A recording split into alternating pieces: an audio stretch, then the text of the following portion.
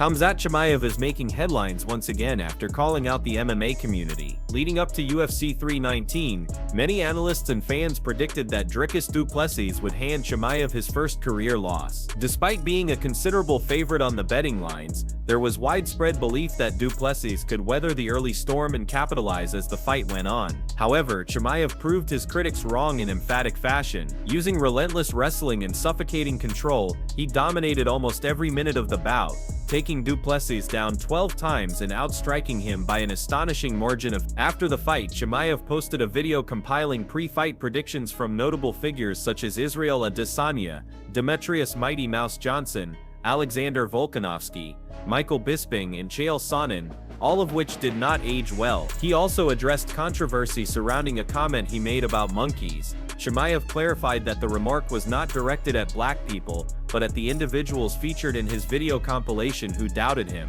With a dominant victory and a pointed response to his critics, Khamzat Chimaev has firmly cemented his place at the top of the middleweight division and sent a clear message to the MMA world. Now moving on in other news, former UFC lightweight champion Charles Oliveira has delivered a fiery response to fighters calling him out on social media for a bout at UFC Rio. With his originally scheduled opponent Rafael Fiziev forced out due to injury, Oliveira says he's had enough of fighters using his name for attention while refusing to back up their talk when the UFC calls. Speaking in a video posted online, Oliveira did not hold back. "Everyone already knows that my fight against Fiziev is off," he said. "But don't believe what these fighters are saying. They're all acting like they're ready to step in, but when the UFC actually calls, it's always something: their weight, an injury, an excuse. It's all just hype to get their names in the headlines." Oliveira explained that numerous fighters publicly offered to fight him in Rio after Fiziev's withdrawal. Yet according to him, when the UFC reached out to those fighters, their enthusiasm suddenly vanished. Some raise their hands and say, "I'll do it," but when it's time to sign, it becomes, "My stomach hurts, I broke my finger, I hurt my hand." Oliveira continued, "Stop embarrassing yourselves. I asked for this fight at UFC Rio. My opponent got injured. Then suddenly a bunch of fighters offered to step in, but when the UFC calls, they all say they can't make it. Stop using my name to get fame. Don't keep saying you want to fight me when you know it's a lie." The Brazilian star, who has earned a reputation as one of the most exciting finishers in UFC history, emphasized that his frustration comes from fighters misleading the public. He believes the cycle of public callouts followed by private refusals damages the integrity of matchmaking and disrespects fans. "This little game only to get hype is embarrassing," Oliveira said. "Do something else. Don't pretend you want to fight me when you don't." Not everyone took Oliveira's criticism personally. Top lightweight contender Mateus Gamrot responded on Twitter with a respectful but confident challenge. "Respect Charles Oliveira," Gamrot wrote. "But I told the UFC straight, I want to face you in your own house. This will be a true masterclass on the ground, and I'm ready to prove it." Gamrot's response stood out as one of the few concrete commitments to actually face Oliveira in Brazil. Oliveira remains one of the UFC's biggest stars, and his ability to headline in Brazil makes him an especially high-profile target.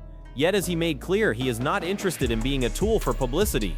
Fans have now turned their attention to whether Gamrot or any other contender will genuinely step up to replace Fiziev and meet Oliveira in Rio. As the UFC finalizes its lineup for the event, Oliveira's message resonates loudly. Calling him out is easy. Showing up to fight him on his home turf is another matter entirely.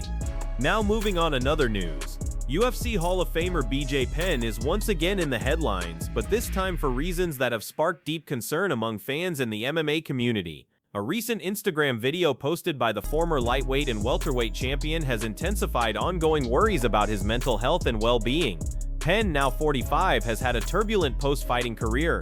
Over the past few years, he has been arrested multiple times and has made a series of disturbing claims, including accusations that some of his own family members are imposters. These statements, combined with erratic behavior, have raised alarm bells about his mental state. According to court reports, some of Penn's relatives have expressed concerns that he may be suffering from Capgras syndrome, a rare delusional disorder often associated with brain injuries or trauma. The latest video, which Penn posted himself, showed him with a group he refers to as the Sabotage Squad. In the clip, Penn appeared in a wig and glasses, interacting with the group while delivering cryptic and unsettling remarks such as "the only way out is in." Viewers were struck by both his appearance and his behavior, prompting an outpouring of reactions online. Comments flooded social media as fans and supporters shared their fears and offered advice. Some pleaded with the MMA legend to fight the demons and find faith, while others urged him to get out of that situation and seek help immediately. One user wrote, Please call someone you can trust and tell them everything. I've been there, brother. It will get far worse before it gets better. Another simply said, BJ Penn, I pray to God you can see this. The only way out is into rehab. Others offered mixed reactions, with a few suggesting that Penn seemed fine or that his behavior was being misinterpreted. Yet the overwhelming majority of responses reflected genuine distress and a desire to see him recover. The combination of his appearance, cryptic statements, and the company he keeps has left many questioning whether Penn is receiving the care and support he needs. Penn's case highlights a broader issue in combat sports: the mental and neurological toll of years of fighting at the highest level. With a career spanning nearly 2 decades, Penn absorbed significant punishment inside the octagon. Experts have long warned about the potential link between head trauma and conditions such as chronic traumatic encephalopathy (CTE), which can lead to severe behavioral and cognitive changes later in life. While no formal diagnosis has been made public, Penn's erratic conduct and troubling social media presence have reignited the discussion about how the MMA community can better support its retired fighters. For now, fans continue to reach out with messages of hope and concern, praying that the beloved former champion finds the help he may need before things deteriorate further. BJ Penn's legacy as one of the UFC's all-time greats is secure, but the recent developments surrounding his personal life serve as a sobering reminder of the challenges athletes face after the spotlight fades. Now moving on, another news. Merab Dvalishvili is laser-focused as he prepares for his upcoming clash with Corey Sandhagen at UFC 320 on October 4. Over the past few years, Dvalishvili has transformed himself from an overlooked contender into one of the most respected bantamweights in the world. Despite being on an undefeated run since 2018 and defeating a string of top-tier opponents, the Georgian fighter insists he has not let success make him complacent. Dvalishvili's resume speaks volumes. He became the first man to hand Umar Nurmagomedov a loss and submitted Sean Ali in their rematch this past summer, cementing his reputation as a relentless force in the division. Currently ranked number 3 on the UFC pound-for-pound list, he's now preparing for perhaps the biggest test of his career against Sandhagen, a dynamic striker known for his precision and creativity. In a recent interview with MMA Junkie, Dvalishvili emphasized that despite the accolades, his mindset remains the same as it was when he first entered the UFC. Every fight in the UFC is important to me. It doesn't matter whether I'm fighting for the belt or not, he explained. Even my first fight, my third fight, or now, I treat them all the same. My goal and motivation have never changed. Yet Dvalishvili also acknowledged the new challenges that come with success. With fame and status come added distractions: family, friends, coaches, teammates, and fans all competing for his attention. When you're the champion or a top contender, you become more popular. You've got more people around you, more opportunities, more obligations. I have to split my time carefully, and it's not easy, but I'm learning to manage it, he said. Many former champions have admitted to falling into complacency after reaching the top, but Dvalishvili appears determined to avoid that trap.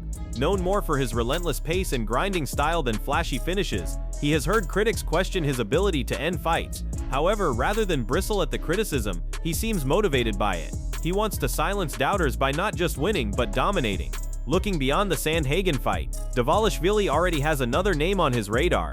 He hopes to face former bantamweight champion Petr Yan before the year ends. If I win this fight, I want to come back quickly and give Petr Yan his fight, he said. He's a clear contender in this division and one of the most deserving guys right now. For Dvalishvili, the equation remains simple: focus, consistency, and relentless work ethic.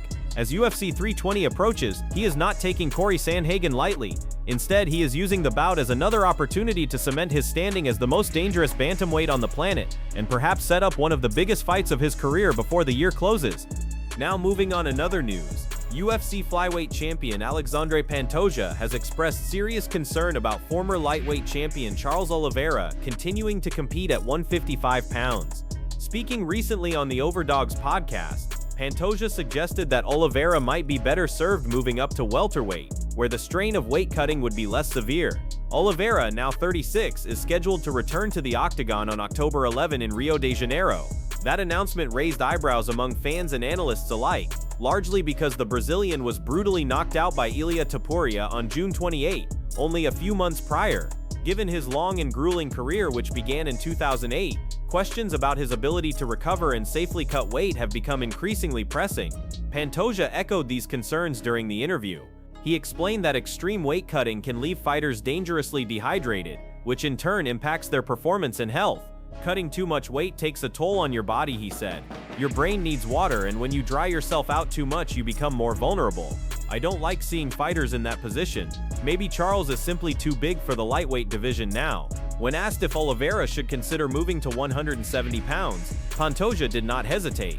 It would make things easier for him, he said, noting that the move could prolong Oliveira's career and reduce his risk of further damage. Pantoja's opinion reflects a growing sentiment in the MMA community that Oliveira, after years of grueling weight cuts, might benefit from fighting at his natural weight. Despite the concerns, Oliveira has dismissed the idea that he's returning to action too soon, or that lightweight is no longer suitable for him. The Brazilian superstar maintains he is fully prepared for his October fight and confident in his ability to rebound. During the same podcast appearance, Pantoja was also asked about his own perspective on the UFC's pound-for-pound rankings. Known for his competitive streak, the reigning flyweight king made it clear he believes he deserves to be ranked among the sport's elite. "Numbers don't lie," he stated. "I've defended my title 4 times, I'm on an 8-fight win streak, how am I not higher?" He also shared his admiration for several top fighters, including Islam Makhachev, and others he considers among the best in the world. Yet Pantoja has not been shy about criticizing the UFC's ranking system, particularly when he was previously placed behind fighters like Jack Della Maddalena despite his championship record. "It doesn't make sense," Pantoja said at a post-fight press conference earlier this year. "Do I have to beat someone like Jack to get that spot?" For now, Pantoja's comments about Oliveira reflect a concern born from experience. As a veteran champion himself, he understands the toll the fight game takes on the body. Whether Oliveira heeds that advice remains to be seen. But the conversation around fighter safety and weight cutting continues to grow louder.